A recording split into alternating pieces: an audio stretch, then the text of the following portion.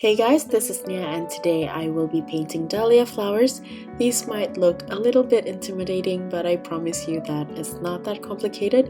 It has a lot to do with the drawing with your brush, and once you have that down, you'll be able to follow along to this. So let's start by first drawing the shape of the flowers, just so you get the structural idea behind the dahlia flowers. These flowers are very rounded, so naturally you want to make sure that when you finish the drawing that the silhouette of this flower will be circular. Because I'm drawing this out first, I'm going to draw out a circle so you can create a barrier in which you should draw the small petals. Then I find the midpoint and I'm going to mark it with a dot so I remember, and I'm going to draw out small triangular petals around the center of the dot, and I'm just going to continue on until I get to the line of the large circle that I drew out previously. Also note that the petals are getting slightly larger as it progresses away from the center of the flower, and try to position the petals in between the previous ones so you don't get the petals piling on top of each other. Now this is just the front view, so the center stays at the center, whereas if you try to draw out other angles, the center would actually be closer to one of the sides. If learning the angles are a little bit confusing but you still want to paint along, just stick with the front angle and paint it for all of the flowers and it should still turn out fine. Next, I'm going to show you how I'm going to draw a slightly angled dahlia, and I'm going to make the main silhouette slightly oval instead of a full circle, and I'm going to slightly place the center close to the top left of the silhouette so it's facing the same way as the oval. And from there, I'm going to draw out the petals following the oval silhouette. As it gets closer to the bottom, the flower actually rounds off. So from there, try thinking about the round contour of the flower and then try to draw out the petals according to the contour lines. You may even draw out the contour lines first before drawing out the petals if that will help you guide the visualization of the petals. If you don't really get what I mean by contour lines, I've actually mentioned this before in one of my tutorials, which is the blueberry tutorial. Maybe you can go and check that out to get a better idea, because it's actually quite similar in terms of the overall roundness of the object. It might take a while to get used to this because it is a different form to the frontal view, but if you're interested in drawing angled ones, you might want to practice drawing it out first to get used to the movement of the petals as it rotates across the flowers. Or you can also try to draw smaller versions first so you get the overall view instead of focusing too much on each petals. This might also be handy when you want to try to draw out the composition before painting. I always do small sketches so I can see the composition as a whole. I'm going to be showing you how to paint 3 different color combinations in this tutorial, but you can just paint one or the other, or just maybe use a combination of 2 colors instead, which I think would actually look nicer than painting all 3 like I'm going to do, because I personally find that the colors aren't harmonious enough. Maybe try like a purple and pink together, or pink and orange together, or if you want something bright and complementary, you can paint the purple and the orangey yellow together. I wanted to include more information, so I ended up painting 3 colors since it doesn't require different techniques to achieve it. So hopefully, even if you want to create your own colors, because there are so many colors for this flower, you'll understand the techniques enough to do that on your own. The leaves of the flowers are a bit rigid on the sides, but I'm just going to draw them as basic shape first and later show you how we can create that rigid effect with the painting later on. I'm going to show you the colors one by one. So for the first flower, I'm going to make sort of a burgundy color. So I put down on my palette some mineral violet, crimson lake, and also a little bit of ivory black. And what I do is I first mix a bit of ivory black with the mineral violet for the center of the flower, because I want that to be darker than the rest of the flower. I'm using here a size 2 brush, and I'm going to draw or paint a small dot, then paint small petals surrounding that dot, just like how I previously drew it out, but this time I'm using a brush instead. Because I'm drawing with my brush and I'm painting such a small section, I make sure that the brush isn't too dripping wet, so if you have excess water, dry it off with a paper towel or tissue first. I want the mid section to be dark, so I'm using here a medium to thick consistency while still keeping the paint nice and flowy to make the painting process more comfortable. For this one, I'm going to be painting it facing the left side, and as I progress, I want to swap my colors to be lighter and lighter. So after a few layers of petals, I just use the mineral violet instead of using the mixture with ivory black. And as I progress further, I start adding some crimson lake into the mineral violet to create a warmer purple. And then as it progresses more, I'm going to just use the crimson lake by itself and then use a thinner consistency of the crimson lake so it turns more like a pinkish color instead. Once I've completed outlining the petals, I'm going to take a mix of the crimson lake and mineral violet, and I'm going to be painting at the bottom section of the flower because as it layers lower, sometimes you can see a bit of shadow, and I want this to represent the shadows.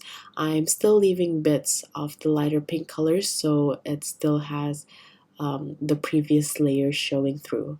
Once the painting is dry, and it won't take long because I didn't use much water, I clean my brush and I started painting the middle with the clean water, and I start blending the colors that we just previously painted. So the paint starts to travel from being activated by the water. I'm still going to leave some white parts. I'm also not rubbing too much with my brush, so I don't get rid of all the initial details that I previously painted, but you will still see some traces of it. And then with the Crimson Lake, I started repainting some of the petals straight away, so I start to separate the petals again. That's basically the technique that I'm going to be doing for the rest of the flowers, but just in different colors. So I'm just going to recap the colors that I used, which are Crimson Lake, Mineral Violet, and Ivory Black. Moving along to the second flower now, I'm going to place down some Permanent Yellow Deep, Vermilion, and a little bit of Permanent Green. I find that the permanent green is too bright, so I end up mixing in a little bit of ivory black to mute the green a bit, and it's ready to use for the center of the flower. I'm going to paint this like I painted the previous one, but this time I'm starting with the green color, and as it progresses, I start to add some vermilion into the mix little by little. Then I mix in a bit of the Crimson Lake into the vermilion to make the vermilion look more of a rich red rather than an orangey red. Then I slowly transition to the vermilion by itself, and then adding bit by bit some Permanent Yellow Deep until I reach the edge of the flower.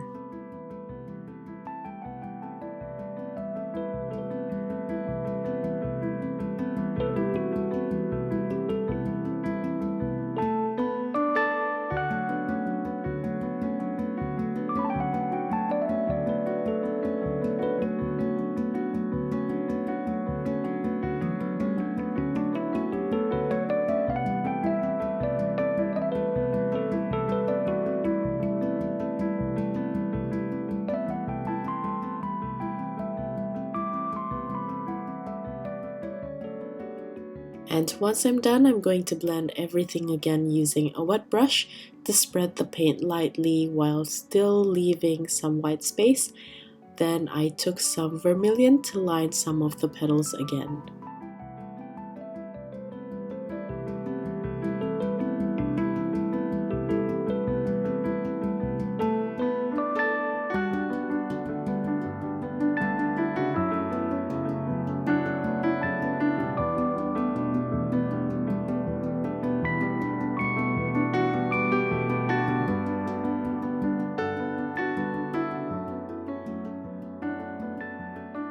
After the paint has dried off, the paint will get lighter, so at any point of the painting, it is okay to go back to your previous flowers if you feel like the colors aren't vibrant enough.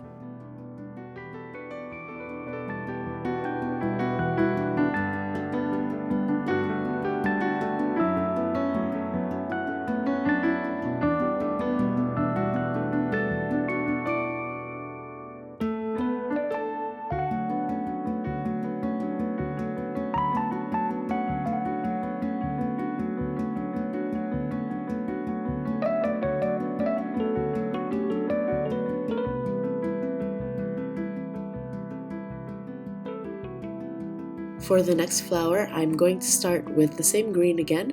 As a pointer, if you want to mute your green without darkening it, you can either use purple or red or orange instead of black, just so it tones the color down without darkening it. So using the same green for the center, this time I'm going to continue with the green with a pink color, and I'm going to make that using the colors Queen Opera, White, and Jaune Brilliant. And to transition from the green to the pink, I'm going to slowly add the pink with the green, and I'm going to keep adding the pink until it's just the pink by itself for most of the petals. And for this one, I'm going to paint the front view. Please remember that just by making the front view, you can still make a nice painting instead of getting stressed over the angles of the flower if that is a bit complicated for you.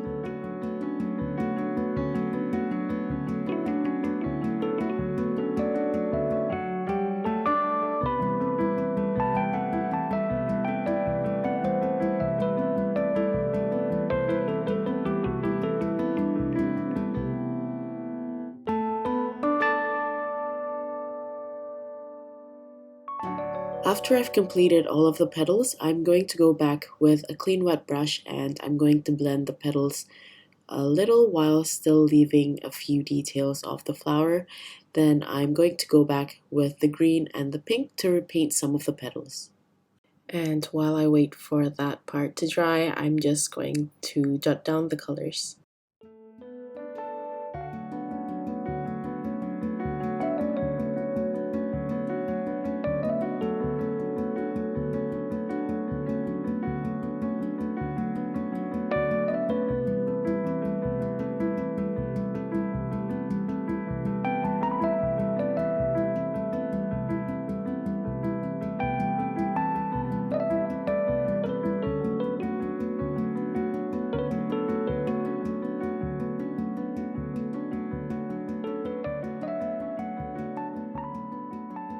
Here I'm just going to show you another pink one closer, just so you can see in a little bit more detail.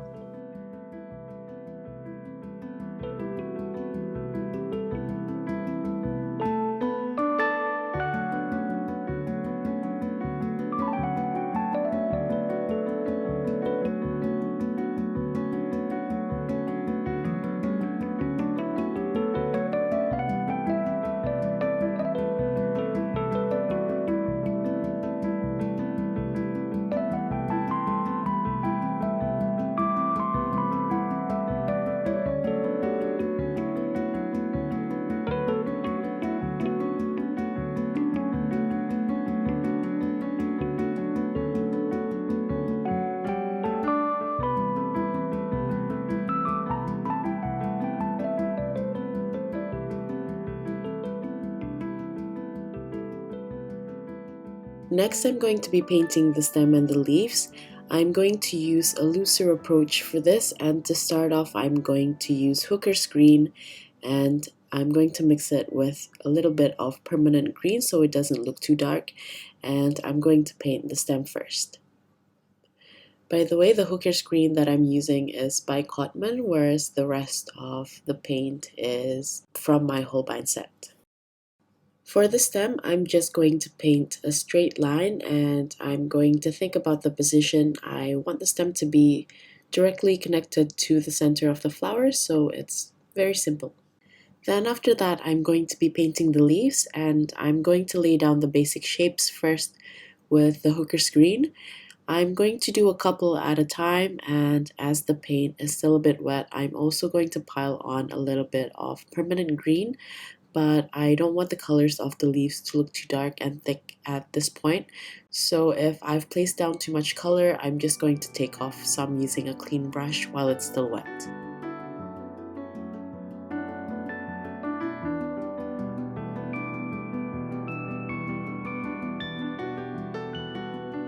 I'm also going to paint leaves on parts which already has the stem. Since the stem is light at this point, I can still pile on the shapes. Sometimes I also like to add a little bit of purple or red from the flower just to bring out different colors to the leaves.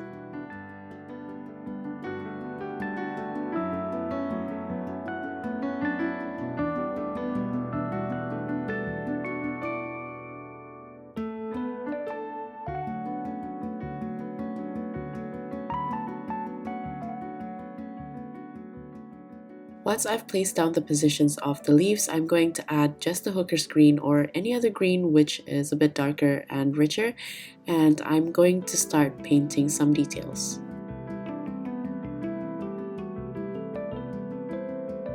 I'm doing this quite randomly actually, and I'm painting mostly the midrib of the leaves and some of the veins, but I'm not going to go too overboard with this, so there are parts where I'm just going to leave blank so the base color that I previously put down can still show through. Then using a darker, thicker consistency, I'm going to layer more of the leaves, and this is where I start painting the texture of the side of the leaves. And to do that, I'm going to use a flicking movement with my brush and make angled curved lines piled on top of each other to get the texture. I'm not going to do this for all of the sides, or else it might look like an outline instead. You can also add on a darker green for the stem if you feel like it's not balanced with the rest of the leaves. So this is the time where you can keep going back and forth to fix certain parts of the painting. Anytime at this point, you may also add more leaves to achieve a better composition, and you can also add more leaves behind the stem because sometimes where you have a lot of the stem, it might look a little bit empty. As you've probably noticed, I used a lot of flicking movements to give off a looser brush stroke for the leaves. This does depend on muscle memory though, so depending on your hands, the flicking might look a little bit different to mine, but that's okay. That's the thing that will make your painting have its own character. And now, last but not least, I'm just going to list down the colors that I use for the leaves. You can take note for the rest of the colors that I used for this painting, and that's basically it. We're finally done with this one. I hope you guys enjoyed this tutorial and learned something new. If you're new here and you enjoy this sort of flower tutorial, I do have a playlist of them along with other subjects. Thank you for joining me and watching till the end, and I will see you in the next video. Bye!